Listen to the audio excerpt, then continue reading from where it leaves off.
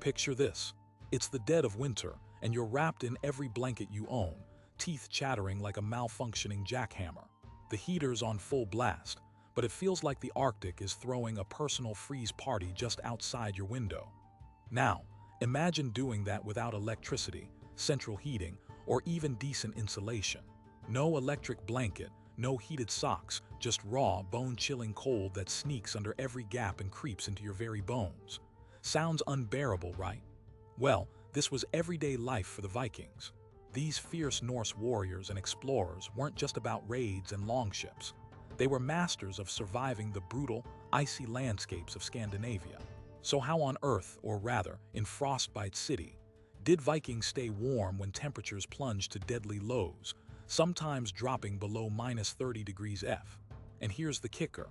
Some of these cunning Viking tricks still work today. No expensive gadgets, no glowing screens, just ingenious hacks proven by centuries. This might be the strangest Viking survival trick you've never heard about, but it's one you might want to use the very next time your heater decides to quit. The Vikings weren't just hurling axes and shouting "scow." They engineered warmth in ways that would make your modern heating system blush.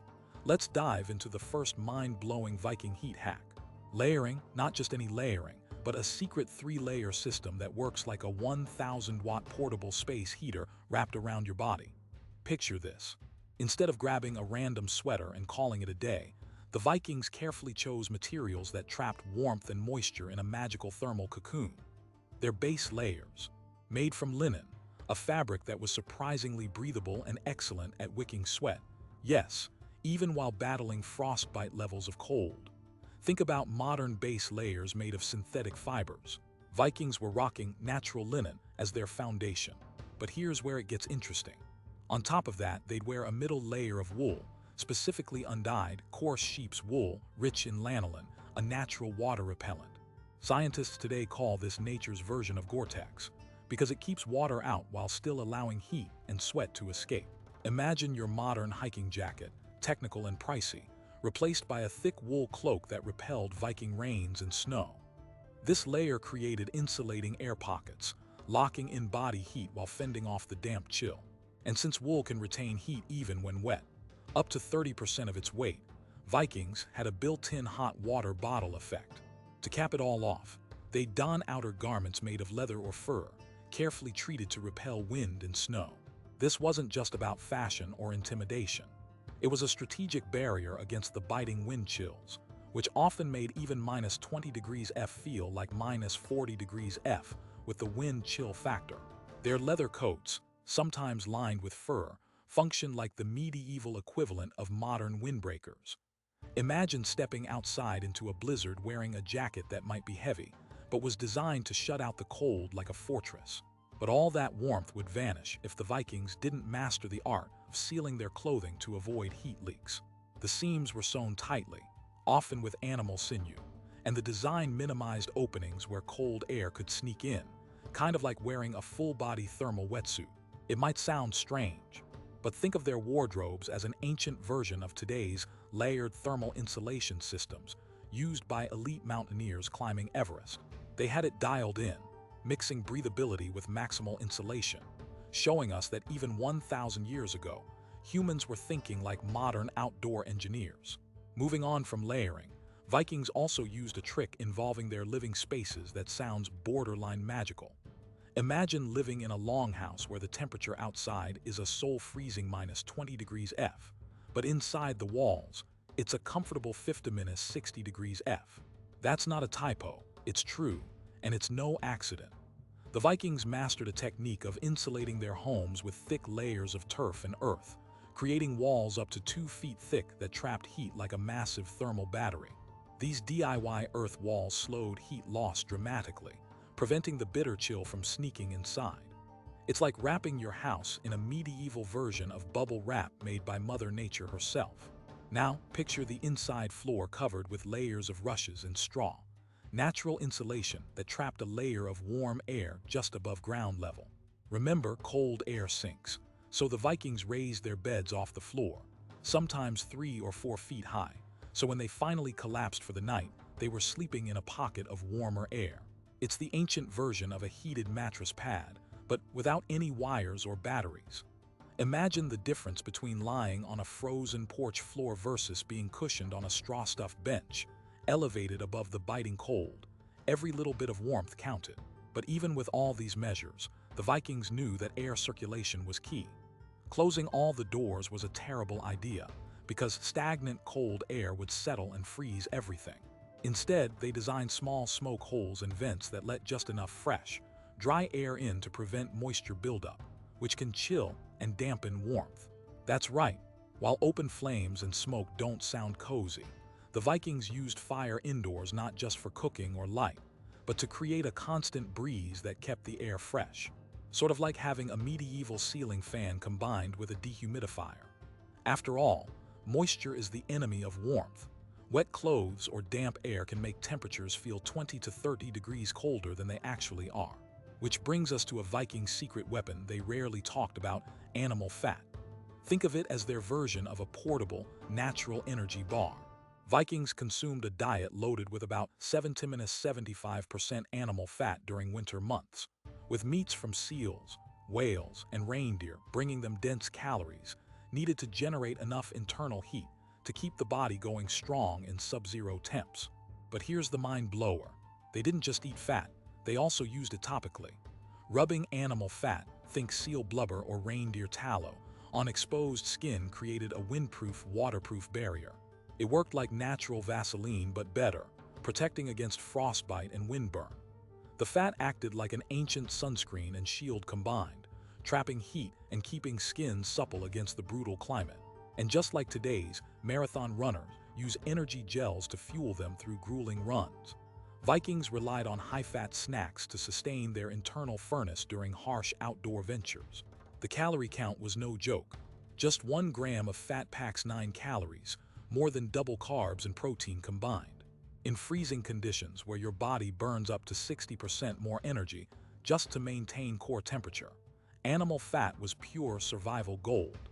Imagine needing a continuous internal furnace running 24/7 when the temperature outside dips below -20 degrees F.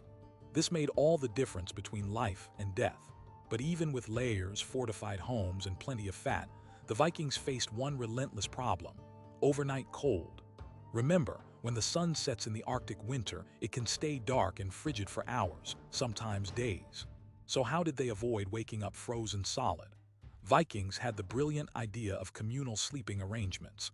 Picture a room full of warriors rubbing, shifting, and turning in close quarters, generating massive body heat combined with thick blankets and furs.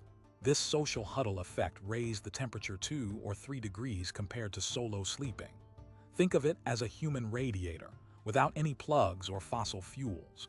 Now, before you think this was just a cramped Viking sleepover, consider this. Modern science shows humans can raise room temperatures by just their own body heat by about 1 to 3 degrees F in enclosed spaces. Multiply that by a dozen Vikings stacked close together under pelts, and you've got a cozy surface that kept hypothermia at bay. Sleeping close together wasn't just about camaraderie. It was a life-saving thermal strategy passed down for generations. But it didn't stop there. While in bed, Vikings often curled up in tight fetal positions, which reduced their surface area exposed to cold air. Think of this posture as the ancient equivalent of a thermal snuggie. You preserve every precious bit of body heat instead of letting it escape into the void. Combine that with heavy furs and perhaps even small heated stones from their hearth placed nearby, and you have a primitive yet effective sleeping system, capable of turning a -20 degrees F night into something tolerable. So picture yourself there, crammed in a wooden longhouse, feeling the warmth of multiple bodies, wool, leather, and the faint glow of an open hearth. The cold is still out there, freezing the land, but inside, your Viking ancestors have locked the warmth in tightly. It's not magic. It's centuries of trial, error, and impossible winters shaping genius survival techniques we could still use. And the surprising part, many of these no-electricity Viking hacks are already popping up in modern survival guides, bushcraft videos, and even high-end camping gear marketing. They stand the test of time, and it's easy to see why. Stay with me, because next up, we're about to uncover another Viking trick that involves something so simple and so weird, You'd never guess it was their secret to fighting hypothermia on the coldest days. If you're ready to learn how Vikings made the cold obey them without electricity, this next part will blow your thermal socks off. Now, here's the Viking trick that will absolutely blow your mind, and it's definitely stranger than anything you'd imagine for survival. They used heated stones as personal warming devices. Picture this: a bitter night, the temperature well below -20 degrees F, and the fire's dying down. You're freezing, but instead of relying on just blankets or body heat, Vikings would heat smooth stones by the fire until they were scorching hot, sometimes over 400 degrees F, and then carefully wrap them in cloth or animal hide before bringing them into their sleeping area or even placing them inside their beds. This wasn't just hot rocks on a cold floor. It was an ancient version of a modern radiant heat pad, delivering slow, consistent warmth right where it was needed. The science behind this is deceptively simple but brilliant. Stones, especially dense types like granite or basalt, which they found by rivers and fjords, have a high heat capacity, meaning they absorb a lot of thermal energy and release it slowly over hours. Wrapping these stones in insulating material slowed their heat loss further and prevented direct burns, creating a gentle, moist warmth similar to how modern heating pads work today. Imagine clutching a stone heated by a raging hearth that radiates steady warmth, counteracting the chill creeping beneath your fur blankets. This method allowed Vikings to replenish heat lost during cold nights without electricity or chemical heat packs. And here's the kicker: this wasn't just for warmth but a strategic frostbite and muscle cramp defense. Cold inhibits blood circulation, but warm stones pressed near the body sites like feet or lower back helped keep blood moving, reducing numbness and pain. Today, athletes use heat therapy to soothe injuries, but Vikings did it instinctively as a survival necessity in the Arctic freeze. So next time your heater fails or you face a cold camping night, try this. Heat some stones, wrap them up, and let centuries of Viking wisdom warm you up just like they did. Speaking of heat inside the body, Vikings had an overlooked secret weapon: their diet. While we mentioned their high-fat intake before, it's important to understand just how that biochemical edge worked to combat bone-chilling cold. The Viking winter diet consisted of an astonishing 70 to 75% animal fat, largely sourced from seals, whales, reindeer, and oily fish, foods rich in omega-3s and calorie-dense lipids. This wasn't just indulgence, it was metabolic strategy. Fat provides about 9 calories per gram, significantly more than carbs or protein, meaning their bodies had an internal fuel reservoir burning fiercely in the cold. But it wasn't just the calories. It was the metabolic process of thermogenesis, the way certain fats trigger heat production in brown adipose tissue, a type of body fat specialized in generating heat rather than storing energy. Much like modern cold-weather athletes who consume medium-chain triglycerides, MCTs, for quick energy and heat, Vikings fueled their bodies optimally for extreme survival. Imagine running your body like a furnace, with steady, high-octane fuel being burned constantly to maintain core temperature despite -30 degrees F winds outside. Without this precise fueling, even the best layers and heated stones wouldn't save you from hypothermia. And don't overlook the practice of eating local and seasonal. The Vikings hunted and preserved fat-rich foods strategically for winter to ensure energy supplies never ran low. Think of it as ancient meal prepping for survival. Modern sports nutritionists now recognize the power of fat adaptation for endurance and cold resilience, validating Viking eating habits centuries later as a sophisticated understanding of the human bioengine. Now, all the body heat you can generate means little if your extremities freeze, right? Here's another overlooked Viking hack: the art of foot insulation and circulation management. Cold feet can rapidly turn a survivor into a victim, so Vikings developed a unique approach to keep toes thawed and spirits high. They layered foot coverings with multiple natural materials: a base sock woven from softer wool for warmth, topped with a thicker, coarser wool sock for insulation, and then wrapped their feet in animal fur pelts or leather boots treated with animal fat to repel moisture.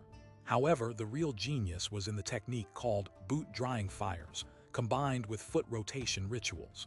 Before setting out or going to bed, Vikings would place their boots near low embers or glowing ashes without letting them catch fire, warming the leather and drying any moisture trapped inside, a medieval version of modern boot dryers.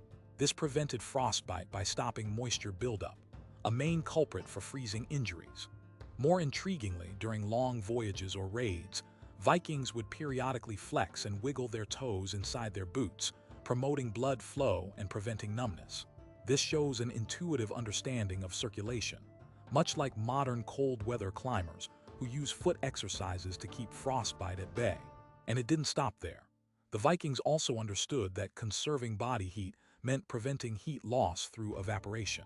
We often think only of wool and leather, but the Vikings used a skillful application of animal-based waxes and tars, not unlike today's waterproof sprays and balms, to seal seams in their clothing and footwear.